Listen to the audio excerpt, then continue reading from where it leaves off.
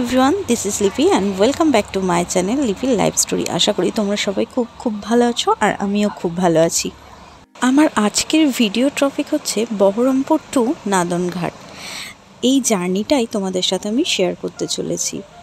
আর একটা কথা বলে দিই, নাদনঘাট বললে তোমরা অনেকেই বুঝবে না।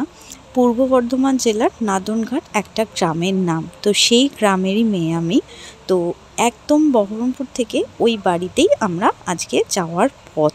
তো সেটাই তোমাদের সঙ্গে পুরোটা শেয়ার করে নেব ভেবেছিলাম, কিন্তু আমার দুর্ভাগ্যবশত আমি খানিকটা ভিডিও দেওয়ার পর পুরোটা দিতে পারিনি। তার কারণ হচ্ছে অনেক দিন এত জার্নি করি না, তাই হঠাৎ করেই শরীর খারাপ হয়ে গেছিলো। এখন আমরা লাস্ট এক জায়গায় নেমে যে আমাদের নিয়ে গেছিলো গাড়িতে, যে হাসানদা, মানে নাম হচ্ছে দাদার নাম হাসান। তো উনি বুঝতেই পারছো যে হাসান নামটা শুনেই তো ইফতার করবে বলেই তো 6টা সাড়ে 6টার দিক করে আমরা এক জায়গায় নামি। তো সেখানেই আমার লাস্ট ভিডিও ক্লিপ নেওয়া, আর সেটুকুই আমি তোমাদের সাথে শেয়ার করব। যেটুকু আছে সেটুকুই করি, নাই বা হলো পুরোটা। তো সেটা করার পর আমরা দেন নপাড়া আসি। তো চলো আজকে সেটুকুই শেয়ার করা যাক। দেখতে পাচ্ছ আমি একদম বাড়ির থেকে বেরিয়ে এখন আমরা আছি গঙ্গার ঘাটের দিকে, মানে আমরা আসতে যে গঙ্গাটা পড়ে বহরমপুরে সেটাই আমরা এখন পেরোচ্ছি। জানো তো, আর একটা তোমাদের কথা বলি, এই যে গঙ্গাটা দেখছো ঠিক এর উল্টো দিকের রাস্তাটায় একটা মন্দির আছে, বাবার মন্দির, মানে শনি গ্রহরাজের মন্দির। তো সেখানে আমার দাদার বিয়েও হয়েছিল জানো। আর এই দেখো আমরা 4জন মিলে একটা সিটে বসেছি। আর একটা জিনিস তোমাদের সাথে শেয়ার করি আমি, যারা জানো বা চেনো তাদের তো কোনো কথাই নেই, যারা জানো না বা চেনো না, এই যে দেখতে পাচ্ছ হলুদ বাড়িটা, এটাই জানো তো মাস্টারদা সূর্য সেনের বাড়ি। এখানে উনি থাকতেন।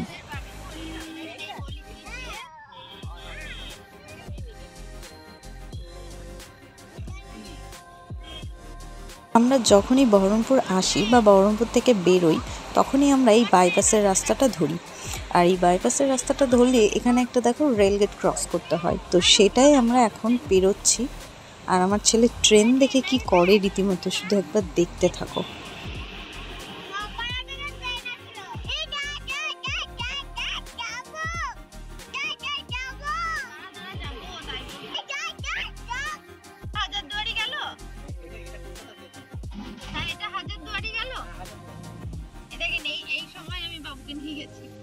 হঠাৎই এই ট্রেনটাই চেপে 9টা না 9:30 চাপাল। আর দাঁড়াই না তো, বেশি দাঁড়াবে না তো, অতক্ষণ সময় লাগবে, সব স্টেশন দাঁড়াবে না। এটা এক্সপ্রেস ট্রেন, ভাড়া বেশি লাগলো। আর ওই একবারে কলকাতাতে স্টেশনেই নামালো। লেডিসে উঠেছিলাম, লেডিসে একটা বোনকে একটা ভদ্রলোক বলে দিল যে বাচ্চা আছে, একটা জায়গা ধরে দিস। তো ও ডেলি প্যাসেঞ্জারি করে, পলাশিতে নামলো। ওই এই দেখো আমরা মেন রোডে উঠে পড়েছি। মানে এটা আরেকবার ঘুরবো, যদিও তোমরা তো সবাই জানো যে এটাকে ঘুরে ওই যে রাস্তাটা ওইদিকে দেখছো, ওই রাস্তাটা দিয়ে আমরা সোজা বেরিয়ে আসবো। তো এখন আমরা আপাতত মেন রোডে উঠে পড়েছি।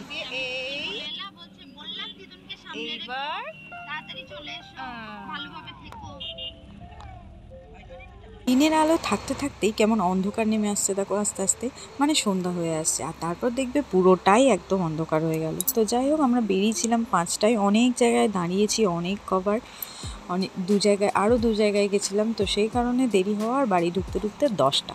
এই হচ্ছে সেই জায়গা যেখানে হাসানদা নেমে ইফতার করেছিল, সম্ভবত এটা রেজিনগর। তো এইখানে আমরা দাঁড়িয়ে সবাই একটু টুকটাক কিছু খেয়েছিলাম, তারপর দেন আমরা আসি। আর আমার শরীর খারাপ থাকায় আমি তারপর আর কোনো ক্লিপ নিইনি। আর তারপর মনে পড়ে যে আমি তো আমার লাইটটা অন করলেই তো দেখা যাবে।